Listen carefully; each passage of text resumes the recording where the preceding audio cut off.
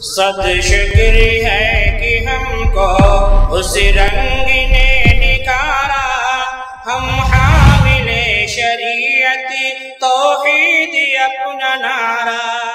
باطل سے دبنے والے اے آسمان نہیں، باطل سے دبنے والے اے آسمان نہیں، ہم 100 بار کر چکا ہے کوئی انتہا ہمارا۔ سینوں میں جل اٹھا ہے سنت کا ایک شرارہ، بجھنے نہ دیں گے ہرگز، ہر ظلم ہے گوارا، ہر ظلم ہے گوارا۔ اہل حدیث ہیں ہم، یہ عزم ہے ہمارا، اہل حدیث ہیں۔ بسم اللہ الرحمن الرحیم۔ والمؤمنون والمؤمنات بعضهم أولياء بعض يأمرون بالمعروف وينهون عن المنكر ويقيمون الصلاة ويؤتون الزكاة ويطيعون الله ورسوله أولئك سيرحمهم الله إن الله عزيز حكيم۔ محمد صلی اللہ علیہ وسلم نے جو کام کیا اس کا کرنا سنت، اور جو کام آپ نے چھوڑا اس کا چھوڑنا سنت، اور جو بات آپ نے بتائی اس پر عمل کرنا سنت، اور جن چیزوں سے روک دیا ان سے رک جانا سنت۔ یعنی کرنا بھی سنت اور چھوڑنا بھی سنت ہے۔ شرک یہ ہے کہ اللہ تبارک و تعالیٰ کی ذات میں، اللہ تعالیٰ کی صفات میں، اللہ تعالیٰ کے حقوق میں یا اللہ تبارک و تعالیٰ کے کاموں میں کسی کو شریک کیا جائے۔ اللہ کا تقرب حاصل کرنے کے لیے جو چیز بھی خرچ کی جائے، چادر کی شکل میں ہے، چراغ کی شکل میں ہے، موم بتی کی شکل میں ہے، اگر بتی کی کسی بھی شکل میں ہے، گویا وہ غیر اللہ کے لیے قربان کرنا ہے۔ اور اگر غیر اللہ کی رضا مقصود ہے تو یہی کیا ہوگی؟ شرک اور مالی عبادت میں داخل ہوگی۔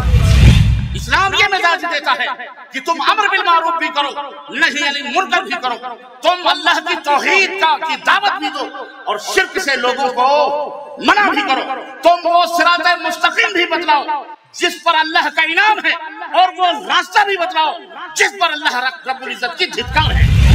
صحابہ کرام نے اپنے شاگردوں کی، اپنے تابعین کی، اور تابعین نے اپنے تابعین کی، اور محدثین اور ائمہ کرام نے اپنے شاگردوں کی جو تربیت کی، تو نبی کریم صلی اللہ علیہ وسلم کے اسوہ حسنہ اور سیرت مبارکہ کی روشنی میں ان کی تربیت کی، اپنے پاس سے کوئی بات نہیں کہی۔ حدیث ہیں ہم، یہ عزم ہے ہمارا، درس کتاب و سنت سب کو پڑھائیں گے ہم، ایثاری اور اخوت سب کو سکھائیں گے ہم، ایثاری اور اخوت سب کو سکھائیں گے ہم، جی جان سے ہے ہم کو، جی جان سے ہے ہم کو خدمت یہی گوارا، اہل حدیث ہیں ہم، یہ عزم ہے ہمارا، اہل حدیث ہیں ہم، یہ عزم ہے ہمارا۔ آؤ پڑھیں پڑھائیں ہم مسلم و بخاری، آؤ پڑھیں پڑھائیں ہم مسلم و بخاری، خود ساختہ روایت ہوتی ہے ہم پہ بھاری، لیکن صحیح حدیثیں، لیکن صحیح حدیثیں لگتی ہیں ہم کو پیاری، ہوگا نہ ان سے ہرگز کبھی دین کا خسارہ، اہل حدیث ہیں ہم، یہ عزم ہے ہمارا، اہل حدیث ہیں ہم۔ اب دوسری نشست کا وقت آ گیا ہے، اور ہماری اس دوسری نشست کے جو معروف، مشہور، اور اگر میں عرض کروں کہ آپ نے بہت سارے ایسے اہم موضوعات پر خطاب کیے ہیں، تو شاید یہ بات غلط نہیں ہے، آج بھی آپ اپنے خطابات کے انہی کمالات کا اظہار فرمائیں گے جن کے ذریعے سے آپ کے دلوں میں جو اثر اندازی کی کیفیت پیدا ہوتی ہے، بالخصوص ایک ایسا موضوع جس کی آج نہایت ہی ضرورت ہے سمجھنے کی، سمجھانے کی، وہ ہے شرک۔ بہت اہم موضوع ہے اور اس حساس موضوع پر ابھی خطاب فرمائیں گے ہمارے فضیلت الشیخ مقصود الحسن الفیدی حفظہ اللہ تعالی۔ شرک کی قباحت اور اس سے بچنے کی راہیں۔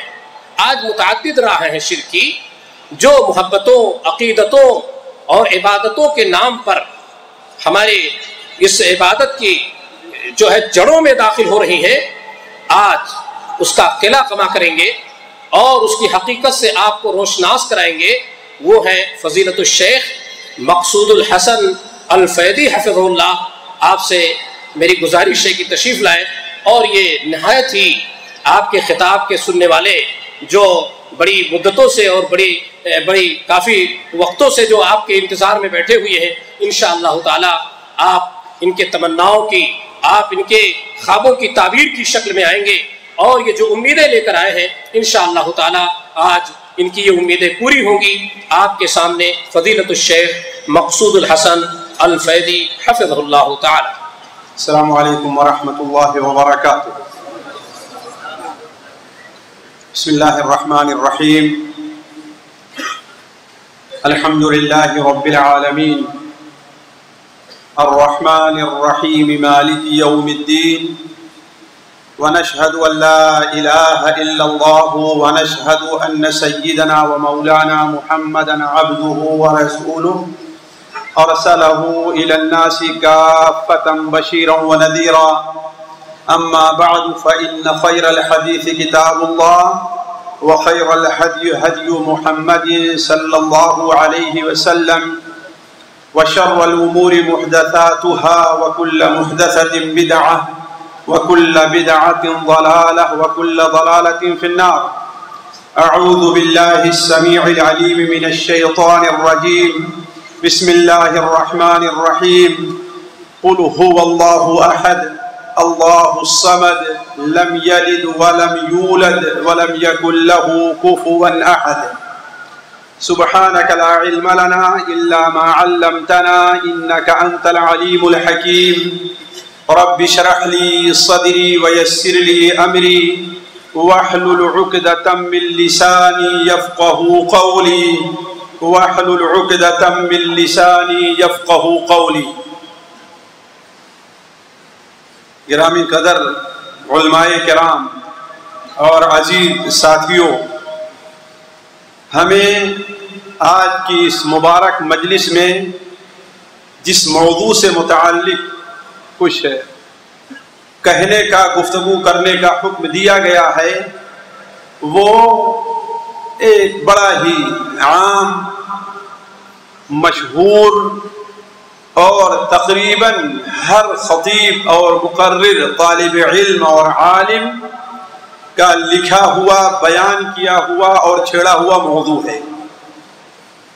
یہ موضوع ساتھیوں اس لائق بھی ہے کہ اس پر روزانہ، ہر ہفتے اور ہر مجلس میں اس سے متعلق گفتگو کی جائے، اس کے معنی اور مفہوم، اس کی خطرناکیوں، اس کی شکلوں اور دور حاضر میں پوری دنیا کے ارد گرد پھیلی ہی ہوئی، دنیا کے ارد گرد میں پائی جانے والی صورتوں، اس سے بچنے کے طریقے اور اس سے بچنے کی راہیں، یہ ساری چیزیں لوگوں کے سامنے بیان کی جائیں۔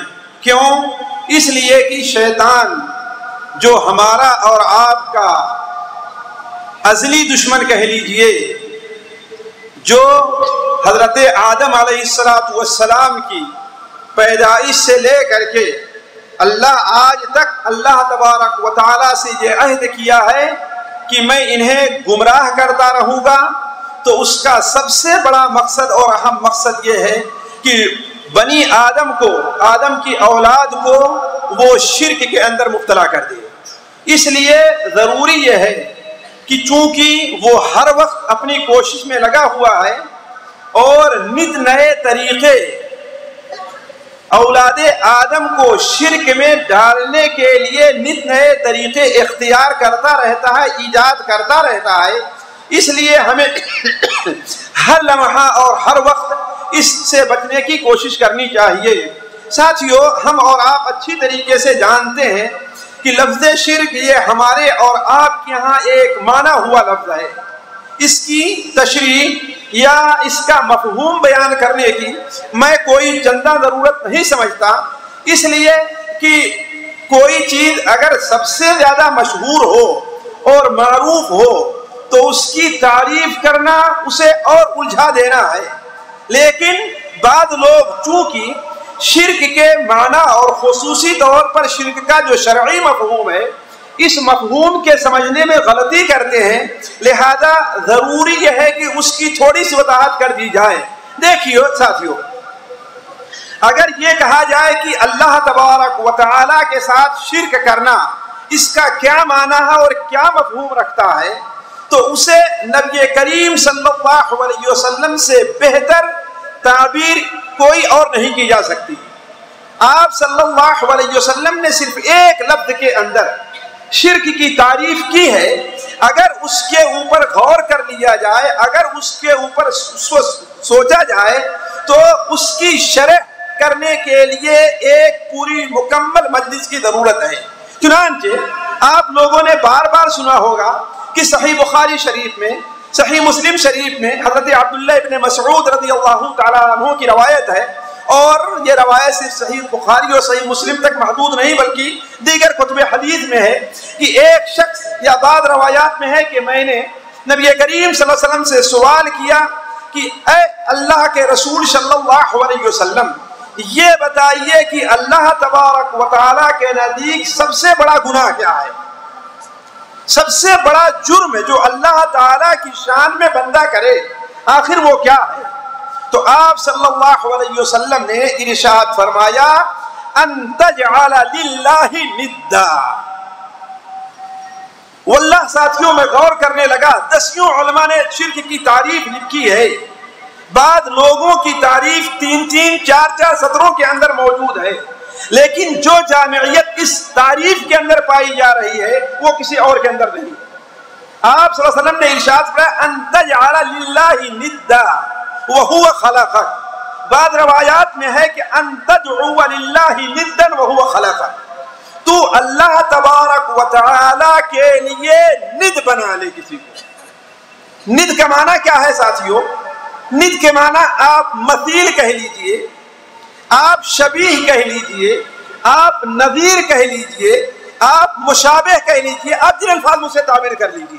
لیکن حدیث شریف کے اندر کیا استعمال ہے؟ ان تجعل للہ ندا، اللہ تبارک و تعالی کے لیے تو کوئی شبیہ اور کوئی مثیل لے کر کے آئے، اللہ تبارک و تعالی کی کوئی تو نظیر لے کر کے آئے. جس طریقے سے سورہ شعراء کے اندر اللہ تعالیٰ بیان فرماتا ہے کہ جب کافر اور مشرک لوگ خصوصی طور پر جہنم میں جائیں گے تو وہ اپنے جہنم میں جانے کی ایک وجہ یہ بھی بیان کریں گے وَكُنَّا نُسَوِّيكُمْ بِرَبِّ الْعَالَمِينَ، ہم تجھے رب العالمین کے برابر قرار، رب العالمین کے مشابہ، رب العالمین کے مثیل قرار دیا کرتے تھے. لیکن یہاں ساتھیوں ایک چیز غور کرنے کی ہے کہ یہ چیز ہم لوگ اپنے ذہن سے نکال دیں کہ اللہ تعالیٰ کے مثیل قرار دینے کا یہ معنی ہے کہ جس معیار کا خالق اللہ تعالیٰ ہے اسی معیار کے خالق ہم کسی اور کو مانیں گے تب تو شرک ہوگا، ورنہ شرک نہیں ہوگا. اگر شرک کا یہ معنی لیتے ہیں تو دنیا میں شاید کمیونسٹوں کے علاوہ اور دردشتوں کے علاوہ دنیا میں کوئی بھی مشرک نہیں ہے. اس لیے کہ حتیٰ کہ جو دردش لوگ، مجوسی لوگ جو دو خدا کے قائل ہیں، نور اور ظلمت کے، وہ بھی نور کے مقابلے میں ظلمت کو نہیں رکھتے، وہ بھی ظلمت کو نور سے کمتر درجے کا دیتے ہیں. تو اصل معنی جو یہاں پر مثیل اور شبیہ کا ہے وہ یہ ہے کہ جس طریقے سے اللہ تبارک و تعالیٰ کی قدرت ہے، اللہ تبارک و تعالیٰ کا علم ہے اور اللہ تعالیٰ کی بے نیازی ہے، جیسا کہ میں ابھی یاد رہا میرے ذہن میں بات رہی تو میں بتلاؤں گا. اصل میں شرک کی بنیاد جو ہے وہ انہی 3 چیزوں پر ہے کہ کسی کو اللہ تبارک و تعالیٰ کی طرح بے نیاز مانا جائے یا اللہ تبارک و تعالیٰ کی طرح علیم مانا جائے یا اللہ تبارک و تعالیٰ کی طرح قدیر مانا جائے. تو خیر ہم تعریف کی طرف آتے ہیں کہ آپ صلی اللہ علیہ وسلم نے ارشاد فرمایا کہ اللہ تعالیٰ کے نزدیک سب سے بڑا جرم اور سب سے بڑا گناہ یہ ہے کہ تو اللہ تبارک و تعالیٰ کا مثیل لے کر کے آئے. ساتھیوں یہ مثیل ذرا غور کریں گے، یہ مثیل خواہ اللہ تبارک و تعالیٰ کی ذات سے متعلق ہو، یہ مثیل اللہ تعالیٰ کی صفات میں ہو، یہ مثیل اللہ تبارک و تعالیٰ کے حقوق میں ہو، یا یہ مثیل اللہ تبارک و تعالیٰ کے کام میں ہو. اسی لیے ہم اردو میں اگر شرک کی تعریف سمجھنا چاہیں جو ہمیں اچھی طریقے سے یاد رہ جائے تو وہ سن لیجئے. شرک یہ ہے کہ اللہ تبارک و تعالیٰ کی ذات میں، اللہ تعالیٰ کی صفات میں، اللہ تعالیٰ کے حقوق میں یا اللہ تبارک و تعالیٰ کے کاموں میں کسی کو شریک کیا جائے. اللہ تعالیٰ کی ذات میں، اللہ تعالیٰ کی صفات میں، اللہ تعالیٰ کے حقوق میں اور اللہ تبارک و تعالیٰ کے کاموں میں جو اللہ تعالیٰ کے ساتھ خاص کام ہیں ان میں کسی کو حصہ دیا، یہی شرک ہے. اور یہی ہے ان تجعل للہ ندا، یہ شبیہ اور مثیل خواہ اللہ تعالیٰ کی ذات میں ہے، یعنی اللہ تبارک و تعالیٰ ہی کی طرح کوئی ایسی ذات مانی جائے جو ابدی اور ازلی ہے، یا اللہ تبارک و تعالیٰ سے وہ ذات نکلی ہوئی ہے، یا وہ ذات اللہ تبارک و تعالیٰ کا عکس یا پرتو ہے. یہ چیز جس طریقے سے ہمارے ہاں بہت سے لوگوں نے اللہ کے رسول صلی اللہ علیہ وسلم کو نور سے جہاں مانا تو اس نور کو بھی قدیم مانا، اس نور کو بھی قدیم مانا. گویا اللہ کے رسول صلی اللہ علیہ وسلم کو اللہ تبارک و تعالیٰ کی طرف سے ایک نور ماننا، یہ اللہ تبارک و تعالیٰ کی ذات میں اسی طریقے سے شریک کرنا ہے جس طریقے سے نصارہ نے اللہ کا بیٹا مان کر کے اور یہود نے اللہ تعالیٰ کا بیٹا مان کر کے، مکہ کے مشرکین نے اللہ تعالیٰ کی بیٹی مان کر کے اللہ تبارک و تعالیٰ کے ساتھ شرک کیا ہے. اسی طریقے سے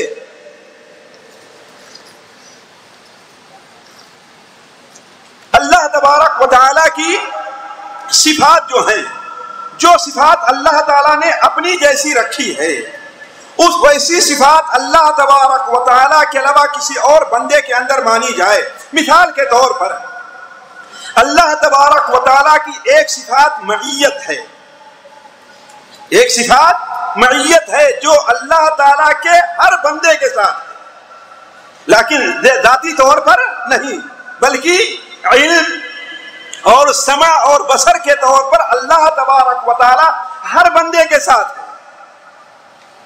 الم تر ان اللہ یعلم ما یکون من نجوى ثلاثة الا هو رابعهم ولا خمسة الا هو سادسهم ولا ادنى من ذلك ولا اکثر الا هو معهم. اب کسی اور شخص کے بارے میں یہ صفت ماننا کہ وہ ہمارے ساتھ ہر جگہ ہے، گویا اللہ تبارک و تعالیٰ کی صفات میں شرک، اللہ تعالیٰ کی طرح ایک اور کسی کو ند مان لیا گیا. اسی طریقے سے اللہ تبارک و تعالیٰ کے جو حقوق ہیں ان حقوق میں کسی کو اللہ کا شبیہ اور مثیل مانا جائے، یعنی جس طریقے سے اللہ تعالیٰ کا ایک حق یہ ہے کہ اللہ کی عبادت کی جائے، اللہ تعالیٰ کی عبادت کی جائے، جیسا کہ حضرت معاذ بن جبل رضی اللہ تعالیٰ عنہ کی روایت جو صحیح بخاری اور صحیح مسلم شریف میں بڑی مشہور ہے، بار بار آپ لوگ سنتے آئے ہیں کہ میں اللہ کے رسول صلی اللہ علیہ وسلم کے ساتھ ایک گدھے کے اوپر بیٹھا ہوا تھا. آپ نے فرمایا یا معاذ اتدری ما حق اللہ علی العباد وحق العباد علی اللہ، کیا تجھے معلوم ہے کہ اللہ کا حق بندوں پر اور بندوں کا حق اللہ تعالیٰ پر کیا ہے؟ تو آپ صلی اللہ علیہ وسلم جب حضرت معاذ نے کہا اللہ اور اس کے رسول بہتر جانتے ہیں، تو آپ نے کیا بیان فرمایا؟ اللہ کا حق بندوں پر یہ ہے کہ صرف اللہ کی عبادت کریں اور کسی کو اس کے ساتھ شریک نہ ٹھہرائیں.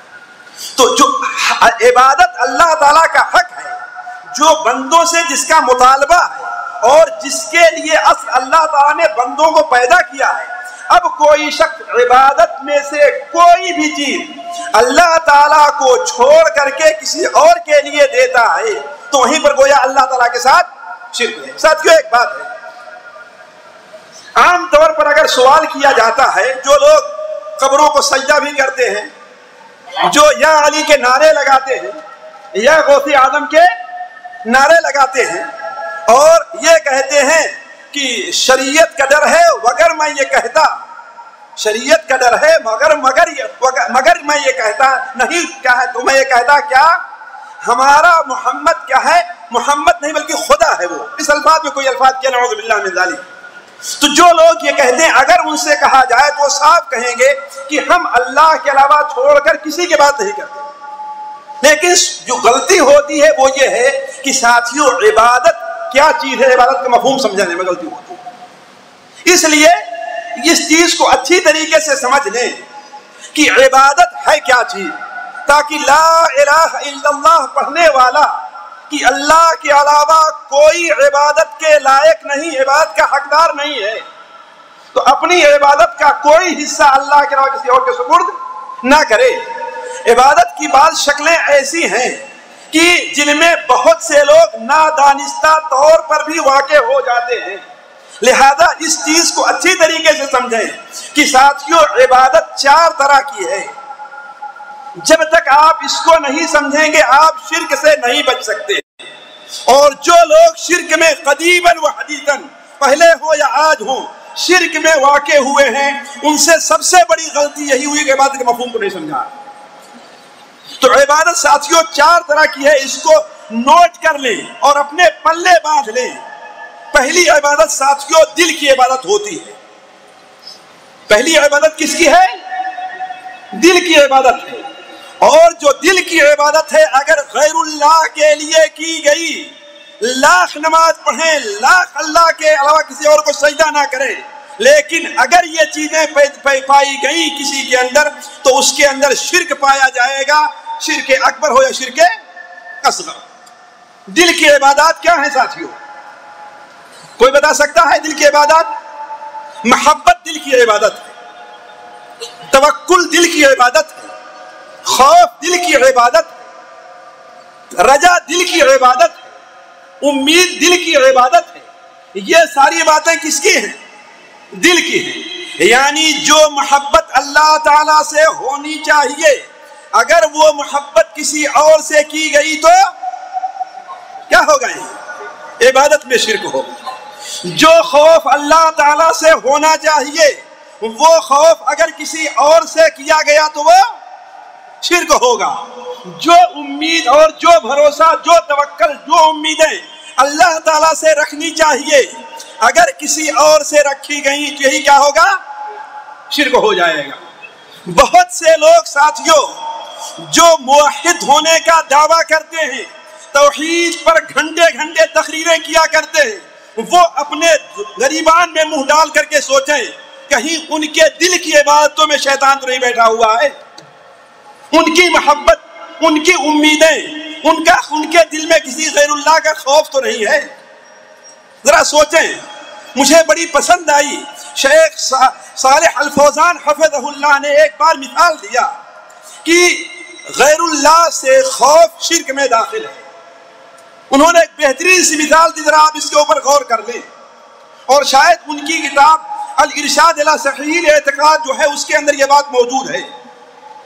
انہوں نے کہا مثال کے طور پر تو کسی وزیر کو، کسی بڑے کو، کسی نیتا کو، کسی لیڈر کو تو اپنے گھر دعوت دیتا ہے، تیرے پاس مالی طور پر اتنی وسعت نہیں ہے کہ اس کے لیے بکرا ذبح کر سکے، اس کے لیے مرغے کا انتظام کر سکے، اس کے لیے 4، 6، 8، 10، 20، 25 آدمیوں کو اس کے استقبال کے لیے اکٹھا کر سکے، چاہے تو نے دعوت دی ہو یا اس نے خود اپنی دعوت کو تیرے اوپر فرض کر دیا ہو۔ تو سوچتا ہے کہ اگر ہم نے ان کے لیے بکرا نہیں ذبح کیا تو میرا جو فلاں کام اٹکا ہوا ہے وہ کام نہیں ہوگا۔ اس خوف سے اگر تو بکرا ذبح کر رہا ہے تو یہ ذبح کرنا شرک میں داخل ہے۔ یہ ذبح کرنا کس میں داخل ہے؟ کیوں؟ اس لیے کہ یہاں تو غیر اللہ سے ڈر کر کے ذبح کرنا جو اللہ کی ایک عبادت ہے، تم نے یہ کام کیا ہے، اور وہ خوف جو اللہ تعالیٰ سے ہونا چاہیے وہ خوف تم نے کس سے رکھا ہے؟ ایک اللہ تعالیٰ کے عاجز اور کمزور بندے سے رکھا ہے۔ اس کے برخلاف اگر تو یہ کرتا کہ ارے بھائی ظاہر بات ہے جو آدمی جس مقام کا ہو اس کی دعوت کا انتظام بھی اسی اعتبار سے کیا جانا چاہیے. ہمارا کوئی ساتھی آتا اس کے لیے ایک مارکیٹ سے ایک مرغی لے آ کر کے اس کو کھلا دیتے. لیکن ظاہر بات یہ بڑے ہیں, ہمارے نبی نے کہا ہے کہ ہر آدمی کو اس کے مقام پر رکھو, لہذا چلیے تھوڑی سی ہمیں تھوڑا قرض ہی لینا پڑے گا, پریشانی اٹھانی پڑے گی, لیکن ہم ان کی شایان شان دعوت کا انتظام کرتے ہیں. تو یہی چیز عین شریعت ہے, یہی چیز عین شریعت ہے. کیوں مہمان نوازی کا ہمیں اور آپ کو حکم دیا گیا ہے. تو عرض کرنے کا مقصد یہ ہے ساتھیوں, وقت میرے پاس کم ہے اور بات دوسری طرف نکل جا رہی, میں صرف باتیں گناتے جا رہا ہوں. کہنے کا مطلب کہ پہلی چیز دل کی عبادات جو ہیں وہ صرف اور صرف اللہ کے لیے ہونی چاہیے. محبت کس سے ہو, خوف کس سے ہو, توکل اور بھروسہ کس سے ہو. یہاں تو صورتحال یہ ہے کہ اگر کل معلوم ہو جائے کہ ہمارا خروج لگنے والا ہے تو راتوں کی نیند, اس کا مطلب کہ ہمارا توکل اللہ پر نہیں کس پر ہے. اب ظاہر بات اس توکل میں جس قدر کمی آتی جائے گی ویسے ہی شرک بڑھتا جائے گا. تو عرض کرنے کا مقصد یہ ہے ساتھیوں کہ پہلی چیز کیا ہے, وہ دل کی عبادت ہے. دوسری چیز, دوسری عبادت کی قسم کیا ہے ساتھیوں, دوسری عبادت کی قسم ہے وہ زبان کی عبادت. زبان کی عبادت اسے اچھی طریقے سے سمجھیے.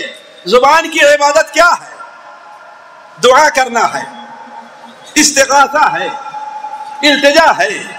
ارے آپ ہی تو ہمارے سب کچھ ہیں, آپ اگر نہ ہوتے تو میرا یہ کام سارا کا سارا بگڑا ہوا تھا, اگر آپ چاہ لیں تو میرا کام ہو کر کے رہے گا.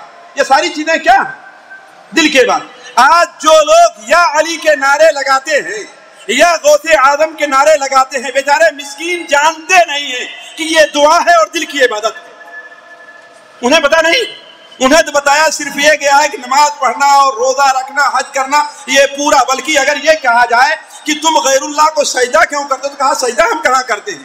سجدہ تو وہ ہوتا ہے کہ پہلے آدمی وضو کرے, پھر قبلہ رخ کھڑے ہو کے سورہ فاتحہ پڑھے اور یہ کرے, رکوع کرے, تب سجدے میں جائے, تب سجدہ ہوا کرتا. لوگوں دھوکہ دینے کے لیے یہ سراسر دھوکہ ہے. صرف سجدہ عبادت ہے ساتھیوں. کسی کی تعظیم میں اور محبت میں, اس کے خوف سے اس کے سامنے زمین پر اپنی پیشانی رکھ دینا سجدہ ہے, چاہے ناپاک ہو چاہے جنوبی ہو چاہے جس حالت میں. سجدے کے لیے ضروری نہیں کہ انسان باوضو ہی ہو. تو عرض کرنے کا مقصد ہے ساتھیوں کہ زبان کی عبادت کیا ہے, دعا کرنا ہے, فریاد رسی کرنا ہے, کسی کی گہار لگانا ہے, یہ زبان کی عبادت ہے. تیسری چیز عبادت ہاتھ اور پیر اور جسم کی عبادت ہے. یہ عبادت رکوع کی شکل میں ہے, سجدے کی شکل میں ہے, بڑے ہی احترام کے ساتھ. جیسے انسان نماز میں ایک طرف ہو کر کھڑا ہو جاتا ہے تعظیم اور احترام میں کہ نہ دائیں دیکھنا نہ بائیں دیکھنا, یہ چیز کیا. اسی لیے آپ کو معلوم ہوگا کہ اللہ کے رسول صلی اللہ علیہ وسلم یہ ناپسند کرتے تھے کہ آپ بیٹھے رہیں اور آپ کے احترام میں لوگ ہے کہ نہیں. یہ اگرچہ عبادت نہیں تھی لیکن مشابہت پائی جاتی تھی کہ جس طریقے سے مملوک, جس طریقے سے عابد اپنے آقا اور اپنے معبود کے سامنے احترام سے کھڑا ہوتا ہے, یہاں پر لوگ کھڑے ہوئے. تو کہنے کا مطلب یہ ہے کہ جسمانی عبادت, روزہ جسمانی عبادت ہے, طواف جسمانی عبادت ہے, یہ ساری چیزیں جسمانی صرف اللہ کے لیے ہونی چاہیے. اور چوتھی قسم ہے ساتھیوں مالی عبادت. عرض کر رہا تھا کہ عبادت کی کتنی کئی صورتیں ہم نے بتائی ساتھیوں, 4. پہلی کیا ہے, دل کی. دوسری کہ بھول جائیں گے ابھی, زبان کی عبادت. تیسری چیز اور چوتھی چیز مال کی عبادت. چڑھاوا چڑھانا کیا ہے ساتھیوں, قربانی کرنا کیا ہے, نذر و نیاز دینا کیا ہے. قل ان صلاتی و نسکی و محیای و مماتی للہ رب العالمین. اللہ تعالیٰ نے مالی بات کو دوسرے مقام پر رکھا ہے. قل ان صلاتی و نسکی, آپ کہیے کہ میری نماز اور میری قربانی. قربانی یہی نہیں ہے کہ جانور ذبح کیا جائے, اللہ کا تقرب حاصل کرنے کے لیے جو چیز بھی خرچ کی جائے, چادر کی شکل میں ہے, چراغ کی شکل میں ہے, موم بتی کی شکل میں ہے, اگر بتی کی کسی بھی شکل میں ہے گویا وہ غیر اللہ کے لیے قربان کرنا ہے، اور اگر غیر اللہ کی رضا مقصود ہے تو یہی کیا ہوگی؟ شرک اور مالی عبادت میں داخل ہوگی۔ تو عرض کرنے کا مقصد یہ ہے ساتھیو، بات کہاں سے نکلی تھی یہ خود میرے ذہن سے نکل گئی، بات شرک پر تھی کہ اللہ تبارک و تعالی ہاں وہ شبیہ اور مثیل کی شرک یہ ہے کہ اللہ تعالیٰ کا شبیہ یا مثیل مانا جائے، جیسا کہ اللہ کے رسول صلی اللہ علیہ وسلم نے ارشاد فرمایا ہے یہ شبیہ اور مثیل خواہ اللہ تعالیٰ کی ذات میں ہے، اللہ کی صفات میں ہے، اللہ کے حقوق میں ہے، یا بتائیے اللہ تعالیٰ کے کاموں میں ہے۔ اللہ تعالیٰ کے کام کیا ہیں؟ بگڑی بنانا کس کا کام ہے ساتھیو؟ بنی ہوئی کو بگاڑ دینا کس کا کام ہے؟ بیٹی دینا کس کا کام ہے؟ بیٹا دینا کس کا کام ہے؟ لوگوں کی مدد کرنا غیبی طور پر کس کا کام ہے؟ یہ سارے کام اللہ تعالیٰ کے ہیں۔ زمین اللہ کی پیدا کرتا ہے، آسمان اللہ کا پیدا کرتا، یہ ساری چیزیں اللہ کے کام ہے۔ گویا دو لفظوں میں آپ لے لیجئے الخلق والتدبیر، الخلق والتدبیر یہ اللہ تعالیٰ کے نام ہے، یعنی اس زمین کو اور زمین پر رہنے والی ساری چیزوں کو، اس آسمان کو اور آسمان پر بسنے والے سارے مخلوقات کو اللہ تعالیٰ نے پیدا کیا ہے، اور اس میں تصرف کا حق کس کو حاصل ہے؟ اسی کو۔ ورنہ اس زمین اور آسمان میں اللہ تعالیٰ کے اس خلق اور تدبیر میں کسی نبی اور کسی ولی کو ایک ذرہ برابر اختیار حاصل نہیں ہے۔ کتنا ساتھیوں؟ ذرہ برابر بھی اختیار حاصل نہیں ہے۔ تو عرض کرنے کا مقصد یہ ہے ساتھیوں، شرک کی تعریف یہ ہوئی کہ اللہ تبارک و تعالیٰ کا کسی کو شبیہ یا مثیل یا نظیر مان لیا جائے۔ اللہ اپنی خلق میں بے نظیر ہے، اللہ تعالیٰ اپنے تصرف میں بے نظیر ہے، اللہ تعالیٰ اپنی صفات میں بے مثال ہے، اللہ تبارک و تعالیٰ اپنی ذات میں بے مثال ہے، کوئی اس کا شریک نہیں ہے۔ یہ ساتھیوں مختصر طور پر شرک کی تعریف ہے۔ شرک کی تعریف یہ نبی کریم صلی اللہ علیہ وسلم میں جو شرک کی تعریف تھی یہ اس کی تفصیل تھی۔ دوسری بات جو مجھے آپ کے سامنے رکھنا ہے، جو اصل درس کا عنوان کا پہلا حصہ ہے، اس لیے میرے درس کا دو عنوان رکھا ہے شیخ صاحب نے۔ پہلی چیز یہ ہے شرک کے نقصانات، اور دوسری چیز ہے شرک سے کیسے بچا جائے۔ دیکھیں شرک کے نقصانات کا جہاں تک تعلق ہے، یہ آپ لوگ بار بار اور ہمیشہ سنتے آئے ہیں کہ اللہ تبارک و تعالی نے سب سے بری اور گندی چیز جو پیدا کی ہے دنیا میں وہ کیا ہے؟ شرک۔ سب سے بری اور گندی چیز جو دنیا میں پیدا کی گئی ہے وہ شرک ہے، اور شرک اسی لیے شرک کو اللہ تعالیٰ نے قرآن مجید میں فساد اور فتنہ قرار دیا، فساد اور فتنہ قرار دیا ہے۔ وَلَا تُفْسِدُوا فِي الْأَرْضِ بَعْدَ إِصْلَاحِهَا وَادْعُوهُ خَوْفًا وَطَمَعًا۔ دیکھیے اسی لیے اس کے بعد کیا استعمال؟ وَلَا تُفْسِدُوا فِي الْأَرْضِ بَعْدَ إِصْلَاحِهَا، زمین میں اصلاح کے بعد فساد نہ کرو۔ اللہ تعالیٰ نے حضرت آدم علیہ السلام اور ان کی ذریت کو توحید پر پیدا کیا اور توحید پر باقی رہے، اس توحید کو تم بگاڑو نہیں اور فساد نہ بناؤ۔ وَادْعُوهُ خَوْفًا وَطَمَعًا۔ اور قرآن مجید میں آپ لوگ جانتے ہیں جگہ جگہ پر یہ ذکر ہے کہ وَالْفِتْنَةُ أَشَدُّ مِنَ الْقَتْلِ، ہے کہ نہیں؟ اسی طریقے سے اللہ تعالیٰ نے بیان فرمایا کہ حَتَّى لَا تَكُونَ فِتْنَةُ وَيَكُونَ الدِّينُ كُلُّهُ لِلَّهِ۔ تو فتنہ اور فساد اللہ تعالیٰ نے شرک کو اسی لیے قرار دیا ہے کہ یہ چیز کیا ہے؟ سب سے بری اور گندی چیز جو اللہ نے زمین پر پیدا کی ہے وہ چیز کیا ہے؟ شرک ہے۔ اسی لیے اللہ تبارک و تعالیٰ نے بڑی وضاحت کے ساتھ بہت کھل کر کے جگہ جگہ شرک کی برائی بیان کی ہے اور شرک کو حرام قرار دیا ہے۔ قُلْ تَعَالَوْا أَتْلُ مَا حَرَّمَ، قُلْ تَعَالَوْا أَتْلُ مَا حَرَّمَ رَبُّكُمْ عَلَيْكُمْ۔ اسی لیے علماء کہتے ہیں سب سے پہلی چیز جو دنیا میں حرام ہے وہ کیا چیز ہے؟ اسی لیے اللہ تعالیٰ جہاں محرمات کا ذکر کیا سب سے پہلے کس کا ذکر کیا ہے؟ وَاعْبُدُوا اللَّهَ وَلَا تُشْرِكُوا بِهِ شَيْئًا۔ اسی طریقے سے ساتھیوں شرک کو اللہ تبارک و تعالی نے سب سے بڑا ظلم قرار دیا ہے، جیسے کہ اللہ فرماتا ہے ان الشرک لظلم عظیم۔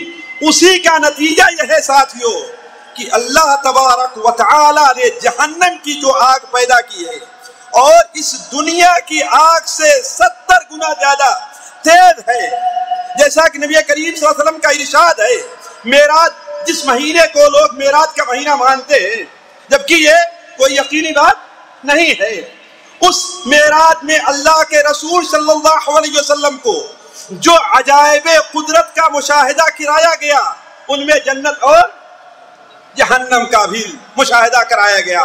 آپ صلی اللہ علیہ وسلم بیان فرماتے ہیں کہ جب ہم نے جہنم کو دیکھا ہے تو وہ اس قدر دہک رہی تھی کہ اس میں لوہا پتھر جو کچھ بھی ڈالا جاتا سارا کا سارا بالکل پگھل جاتا اور راکھ ہو جاتا۔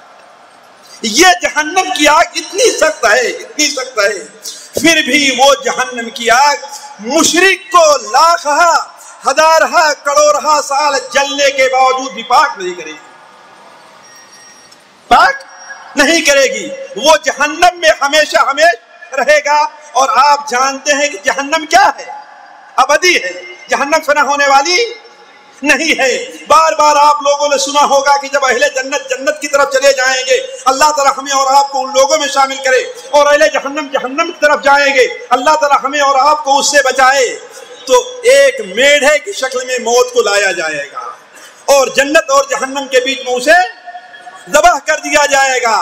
پھر اللہ تبارک و تعالیٰ کی طرف سے پکارنے والا پکارے گا، یا اہل الجنت خلود لا موت فیہا، یا اہل النار خلود لا موت فیہا، اے جنتیوں اب اس میں ہمیشہ ہمیشہ رہنا ہے، اب تمہیں اس سے نکلنا نہیں ہے، موت نہیں آئے گی، اور اے جہنمیوں تمہیں ہمیشہ ہمیشہ رہنا ہے، اس میں تمہیں موت آنے والی نہیں ہے۔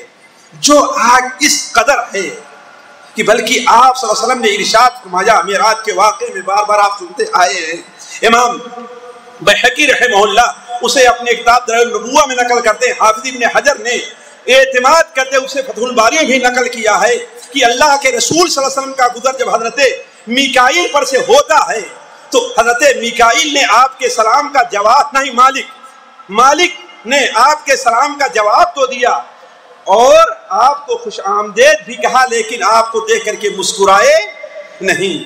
آپ نے سوال کیا، اے جبرائیل آسمان میں میرا گزر جس فرشتے پر سے ہوا ہے جب اس سے ہم نے سلام کیا ہے تو اس نے مجھے خوش آمدید بھی کہا اور مجھے دیکھ کر کے مسکرایا بھی ہے، سوا اس فرشتے کے کہ اس نے میرے سلام کا جواب تو دیا، مجھے خوش آمدید بھی کہا لیکن مجھے دیکھ کر کے مسکرایا نہیں ہے۔ حضرت جبرائیل نے کہا، ھذا مالک خازن النار، یہ مالک جہنم کا داروغہ ہے۔ جس دن سے اللہ تعالیٰ نے جہنم کو پیدا فرمایا ہے اس دن سے اس کے ہونٹوں پر مسکراہٹ نہیں آئی ہے، اگر یہ ہنسا ہوتا تو آپ کو دیکھ کر کے ہنستا، اس لیے کہ انہوں نے جہنم کا اپنی آنکھوں سے مشاہدہ کیا۔ تو وہ جہنم جو اتنی سخت آگ والی ہے مشرک کو وہ بھی پاک نہیں کرے گی۔ ساتھیوں اسی طریقے سے خیر اب اس تفصیل طرف نہیں آتا، صرف ایک چیز ذکر کرتا ہوں، ورنہ جانتے ہیں شرک ایسا گناہ ہے تمام اعمال کو شرک برباد کر دیتا ہے اور مشرک کے جان اور مال کی حفاظت نہیں ہے۔ لیکن ایک ایسا نقطہ شرک کی برائی سے متعلق جسے لوگ کم ذکر کرتے ہیں میں وہ آپ کے سامنے رکھتا ہوں کہ دیکھیے اصل میں شرک کے اوپر کوئی آدمی غور کر لے تو شرک جو ہے وہ خالق کائنات مالک حقیقی منعم حقیقی کے ساتھ بغاوت ہے۔ اسی لیے آپ جانتے ہیں کہ بادشاہ چور کو تو معاف کر دیتا ہے، ڈاکو کو معاف کر دیتا ہے، لیکن اگر کوئی علم بغاوت بلند کرے اس کی حکومت میں تو اس کو معاف نہیں کرتا۔ یہی وجہ ہے کہ مشرک اللہ کی زمین پر رہتا ہے، اللہ کا دیا ہوا پانی پیتا ہے، اللہ کی دی ہوئی روزی کھاتا ہے، لیکن گل کس کے گاتا ہے؟ غیر اللہ کے۔ تو مشرک جو ہے وہ اللہ کا باغی ہے، اللہ کے دین کا باغی ہے۔ اسی لیے حضرت یحییٰ علیہ السلام کے بارے میں وہ حدیث جو مسند احمد سنن ترمذی میں حضرت حارث الاشعری رضی اللہ تعالیٰ عنہ سے مروی ہے کہ اللہ تبارک و تعالیٰ نے حضرت یحییٰ ابن زکریا کے طرف وحی کی کہ 5 باتوں پر تم خود بھی عمل کرو اور بنو اسرائیل کو حکم دو کہ ان 5 باتوں پر عمل کریں.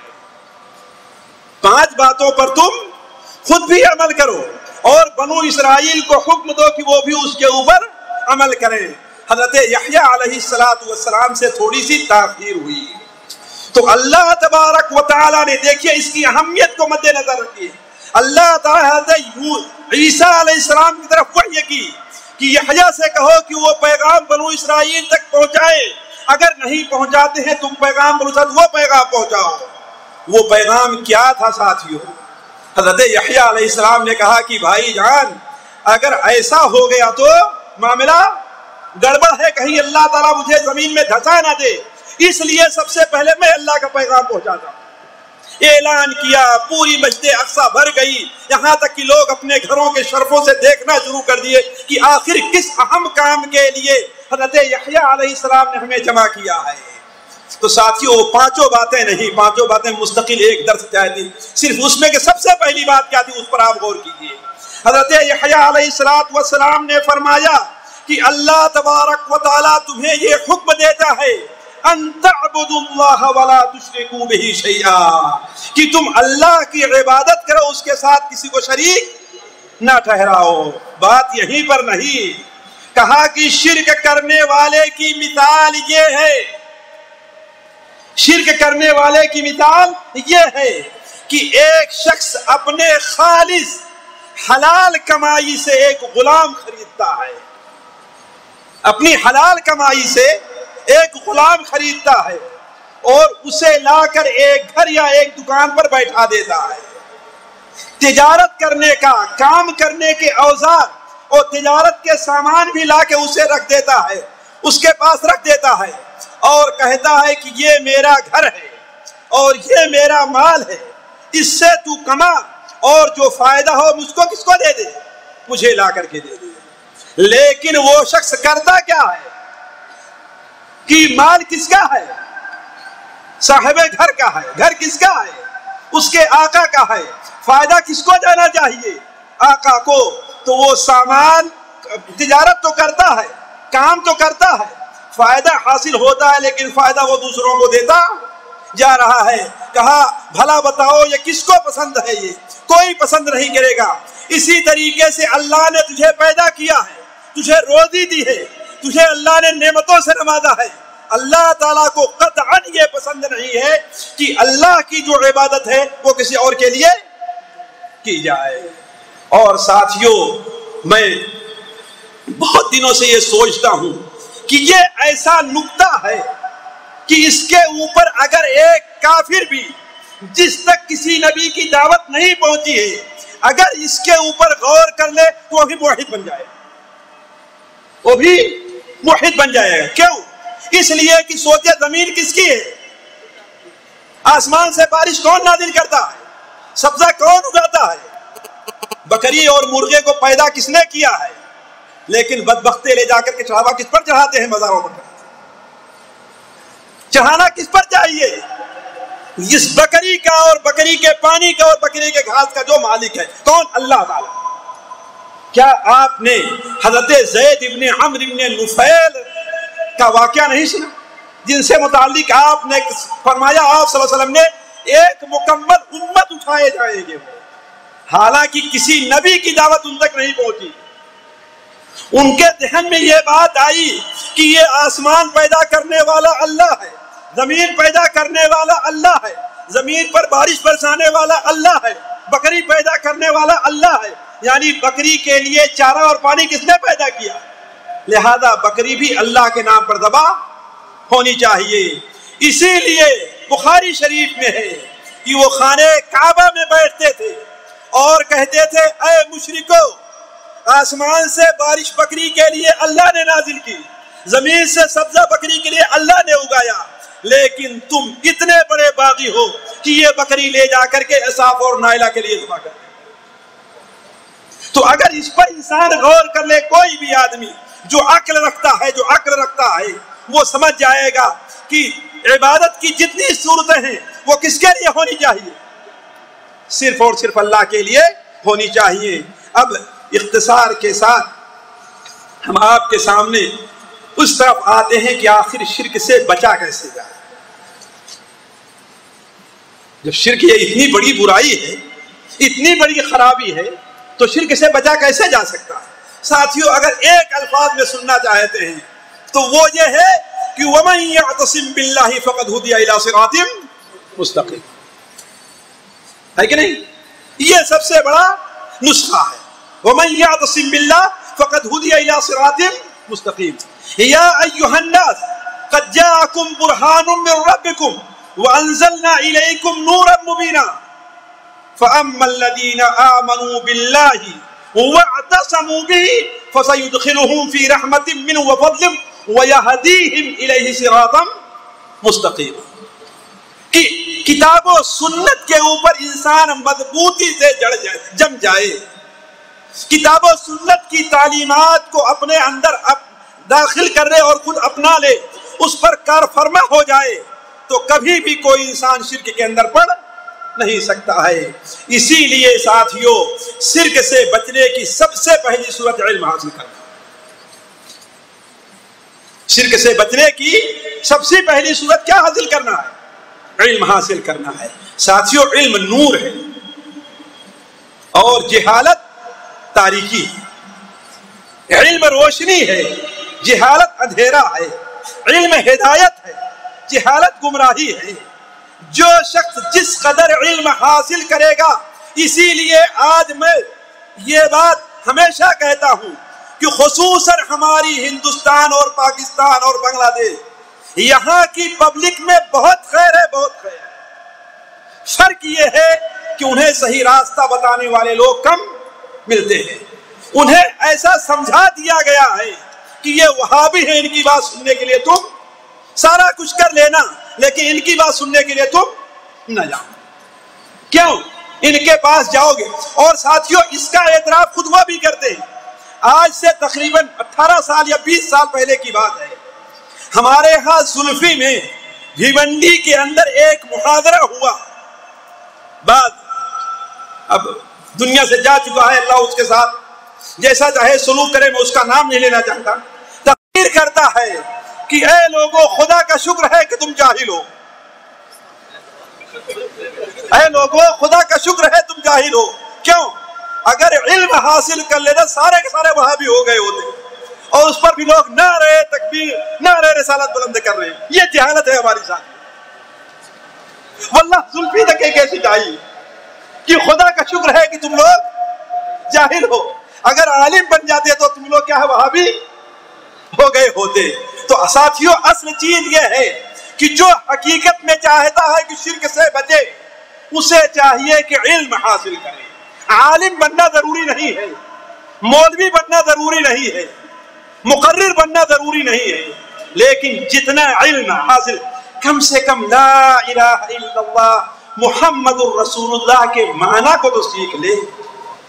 جب یہ سیکھ لے گا اللہ کے علاوہ عبادت کے لائق کوئی نہیں ہے، اور عبادت کا معنی جان جائے گا، تو شرک کیوں کرے گا؟ ایاک نعبد و ایاک نستعین، اے اللہ ہم صرف تیری ہی عبادت کرتے ہیں اور تجھی سے مدد چاہتے ہیں. اگر عبادت اور مدد کا معنی جان جائے گا تو کیوں شرک کرے؟ تو سب سے پہلی چیز یہ ہے ساتھیوں کہ انسان کیا کرے. اس لیے غور کر لے کہ جب مشرک جہنم میں جائیں گے اور جہنم کا داروغہ اور فرشتے ان سے پوچھیں گے الم یاتکم نذیر، تمہارے پاس کوئی ڈرانے والا نہیں آیا، تو کیا کہیں گے؟ وقالوا لو كنا نسمع او نعقل ما كنا في اصحاب السعير. اگر ہم بتانے والوں کی باتوں کو سنے ہوتے، اگر ہم سیکھے ہوتے، اگر ہم اس کو سمجھ لیے ہوتے، تو آج ہم جہنم میں نہ جاتے. تو اس کا مطلب یہ ہے کہ لا علمی ہی انسان کو شرک تک لے آتی ہے، جو شرک اسے کہاں تک لے جاتا ہے. اور غور کریں اس حدیث پر جو ابھی ہم نے آپ کے سامنے رکھی تھی کہ حضرت معاذ بن جبل سے آپ نے کیا بیان فرمایا؟ یا معاذ اتدری ما حق اللہ علی العباد. یہ علم دے رہے ہیں اللہ کے رسول صلی اللہ علیہ وسلم. چھوٹی بڑی تمام کتابوں میں حدیث ملے گی. مشکات کے پہلے جلد کے اندر یہ حدیث موجود ہے. اے معاذ اللہ تعالیٰ کا حق بندوں پر کیا ہے، یہ جانو کہ اللہ کا حق ہے کیا. جب یہ جان جاؤ گے تو تم کبھی بھی شرک نہیں کرو گے، شرک کے اندر نہیں پڑو گے. تو عرض کرنے کا مقصد یہ ہے ساتھیوں، تفصیل میں نہ جا کر کے پہلی بات یہ ہے شرک سے بچنے کے لیے کہ انسان علم حاصل کرے. دوسری بات ساتھیوں، کہنے کا مطلب یہ ہے کہ علم تو بڑے بڑے ڈاکٹر بھی حاصل کرتے ہیں، بڑے بڑے انجینئروں کے پاس بھی علم ہوا کرتا ہے کہ نہیں، بڑے، لیکن وہ علم جو اللہ کی حقیقی معرفت ہمیں کرائے، ہر سارا علم نہیں. جو انسان اللہ کی معرفت سے جس قدر دور ہوتا ہے اسی قدر شرک کے اندر پڑتا جاتا ہے. اور جو اللہ تعالیٰ کی معرفت سے جس قدر قریب ہوتا ہے وہ شرک سے اسی قدر دور ہوتا جاتا ہے.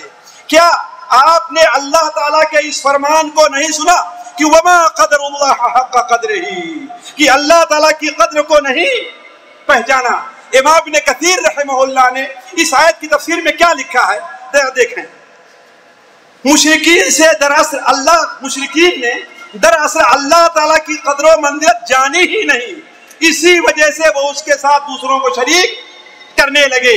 اس سے بڑھ کر کے عزت والا، اس سے زیادہ بادشاہت والا، اس سے بڑھ کر کے غلبے والا، قدرت والا اور کوئی نہیں ہے، اور نہ کوئی اس کا ہمدر ہے. اس کو جانے نہیں، اس لیے وہ لوگ شرک کے اندر پڑ گئے. اسی لیے اللہ تعالیٰ کے جو بندے اللہ تعالیٰ کی حقیقت کو، اللہ تعالیٰ کی اہمیت اور خصوصاً اللہ تعالیٰ کے اسماء اور صفات پر حقیقی علم رکھتے ہیں وہ شرک سے اسی قدر دور رہا کرتے ہیں. میں مثال دوں آپ کو. حضرت نوح علیہ السلام نے صرف یہی دعا کی تھی نا کہ اے اللہ تعالیٰ میرے بچے کو بچا لے، لیکن اللہ تعالیٰ نے کیا فرمایا؟ اے نوح اس بات کا سوال نہ کرو جو. نوح علیہ السلام کانپ اٹھے اور فوراً اللہ تعالیٰ سے دعا استغفار کرتے ہیں.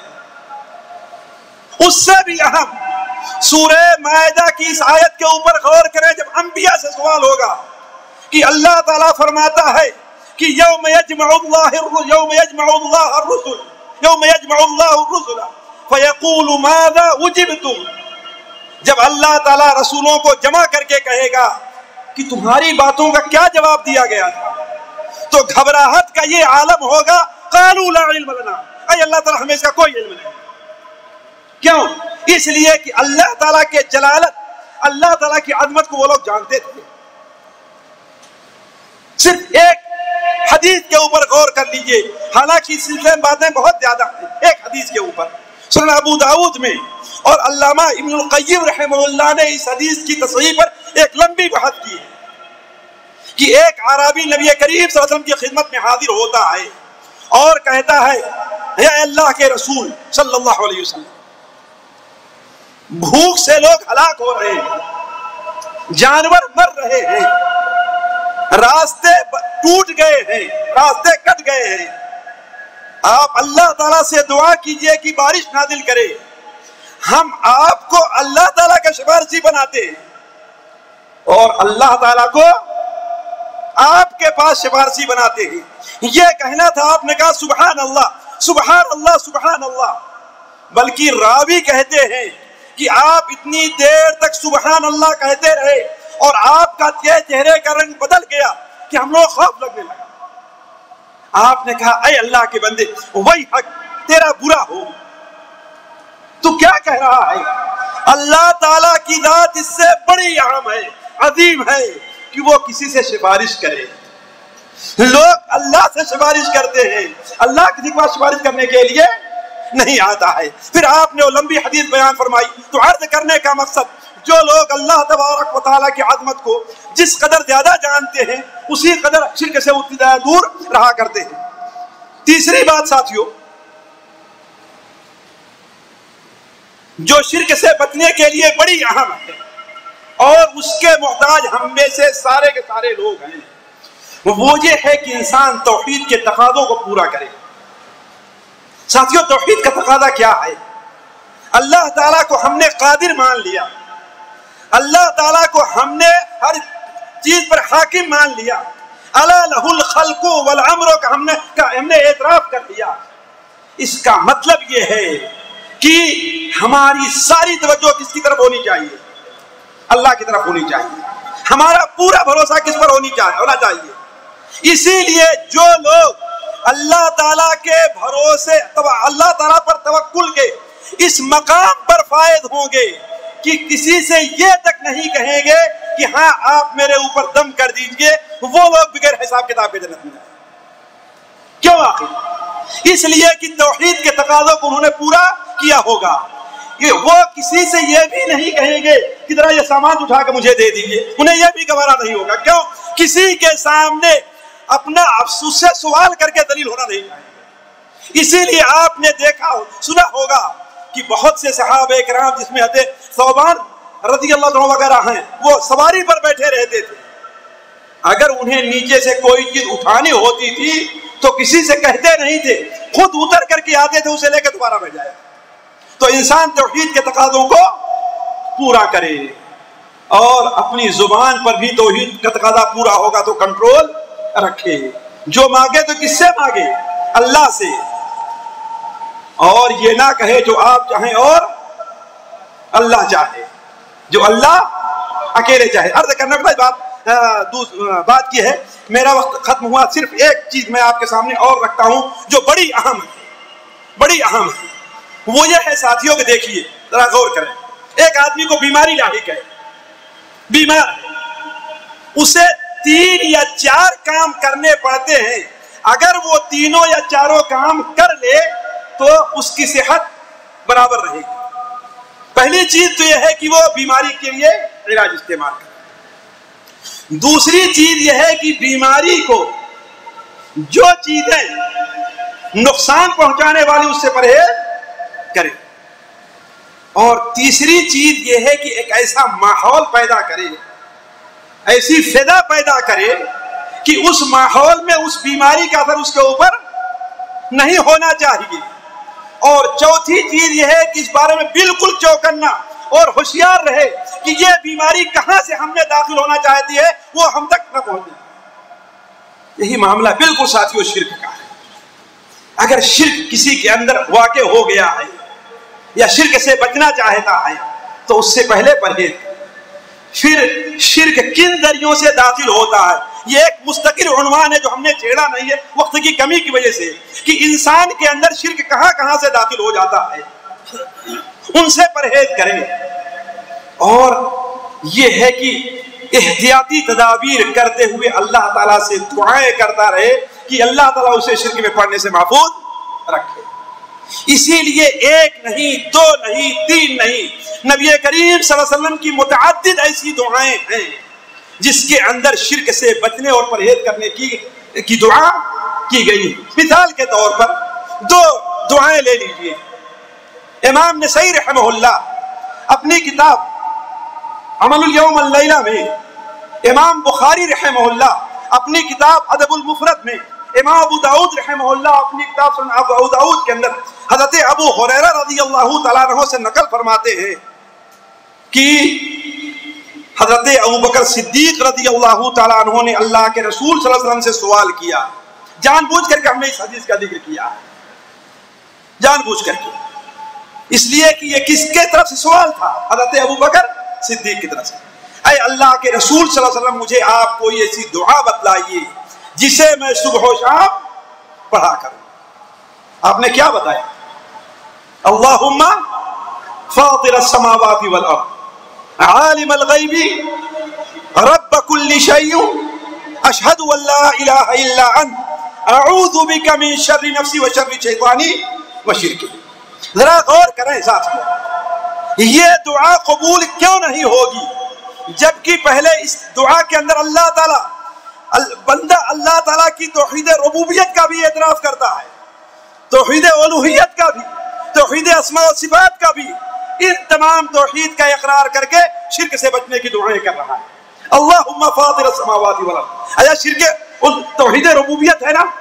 عالم الغیب والشہادہ شرک یا توحید اسماء و صفات ہے نا؟ اشہد ان لا الہ الا انت توحید الوہیت ہے نا؟ اس کے بعد دعا کر رہا ہے کیا؟ अल्लाहुम्मा इन्नी अऊज़ु बिका मिन शर्रि नफ्सी व शर्रि शैतानी व शिरकी। इसी तरीके से वो दुआ जो मुस्नद अहमद में और दीगर कुतुब हदीस में है कि हज़रत अबू मूसा अशरी रज़ियल्लाहु तआला एक बार खुतबा दिया कि ऐ लोगों, शिर्क से बचते रहो, तमाम छोटे बड़े शिरकों से, इसलिए कि शिर्क तुम्हारे अंदर चींटी के चल रेंगने के तरीके से आहिस्ता तौर पर दाखिल हो जाता है। दो ताबईन खड़े हो जाते हैं कि आपने इतनी बड़ी बात कही है, इसकी दलील बताइए, वरना हज़रत उमर से जाकर शिकायत करते हैं। हज़रत अबू मूसा अशरी ने कहा कि जल्दी न करो, मेरे पास दलील मौजूद है, इससे मखरज मौजूद है। एक बार अल्लाह के रसूल सल्लल्लाहु अलैहि वसल्लम खुतबा देने खड़े हुए और आपने फरमाया अय्युहन्नास इत्तकू हाज़ा शिर्क फ़इन्नहु अख़फ़ा मिन दबीबिन नमल। जब आपने ये बयान फरमाया तो लोगों ने कहा ऐ अल्लाह के रसूल सल्लल्लाहु अलैहि वसल्लम, जब शिर्क इतना बारीकी से खुफिया तौर पर हमारे अंदर दाखिल हो जाता है तो हम शिर्क से बच कैसे सकते हैं? तो आपने एक दुआ बतलाई है साथियों, मैं चाहता हूं कि उस दुआ का हम एहतमाम करें और कम से कम दिन में एक दो बार बहुत दिल लगा करके उसके मानो को समझते हुए पढ़ लिया। वो दुआ क्या है? आपने फरमाया कि तुम कहो अल्लाहुम्मा इन्ना नऊज़ु बिका अन उशरिका बिका शैअन नअलमु व नस्तगफिरुका लिमा ला नअलम। और हज़रत अबू बकर सिद्दीक की जो रवायत है उसमें ये दुआ है अल्लाहुम्मा इन्नी अऊज़ु बिका अन उशरिका बिका व अना आलम व अस्तगफिरुका लिमा ला आलम। ऐ अल्लाह ताला, हम उन तमाम शिरकों से आपकी पनाह में आना चाहते हैं कि हम जानबूझ करके शिरक करें, और अगर अनजाने में हमसे कोई शिरक हो जा रहा है तो उससे आप हमें महफूज रखिएगा। ये चंद बातें थी साथियों जो शिरक की कबाहत और शिरक से कैसे बचा जाता है उसके मुतालिक आपके सामने टूटे फूटे अल्फाज में रखी गई। अहले इल्म मौजूद है, जाहिर बात ऐसे बड़े मशाइख के सामने मेरा कुछ बोलना ये ज़ेब नहीं देता, लेकिन चूंकि एक हुक्म था और मालूम भी नहीं था कि ये मशाइख यहाँ पर हाजिर होंगे, वरना शायद मादरत करता। अल्लाह ताला से दुआ है कि अल्लाह ताला मेरी इन बातों को जो हक है उसे कबूल फरमाए और आपके दिलों में उसे डाल दे। अल्लाह ताला हमें शिरक से, कुफ्र से, हर किस्म के फितना और फसाद से बचने की तौफीक अता फरमाए। अल्लाह ताला यहाँ पर हमारा आपका इकट्ठा होना कबूल फरमाए। यहाँ जमा होने की बरकत से अल्लाह ताला हम में से हर शख्स के दिल के अंदर से छोटा और बड़ा तमाम शिर्क, उसकी जिंदगी से छोटे बड़े तमाम शिर्कों को निकाल दे। सुब्हानक अल्लाहुम्मा व बिहम्दिक अशहदु अल्ला इलाहा इल्ला अंत अस्तगफिरुका व अतूबु इलैक। अस्सलामु अलैकुम व रहमतुल्लाहि व बरकातहू।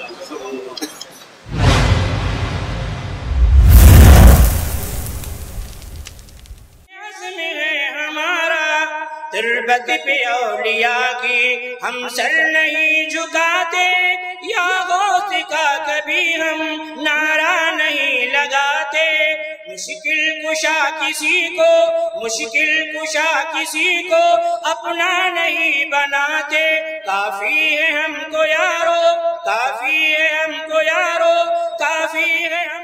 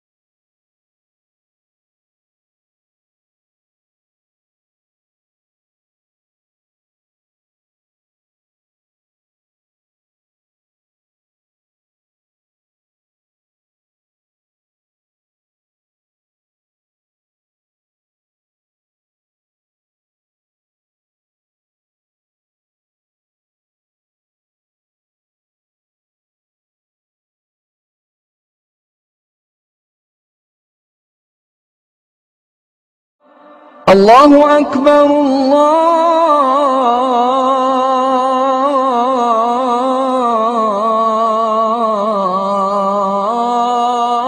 الله أكبر. أشهد أن لا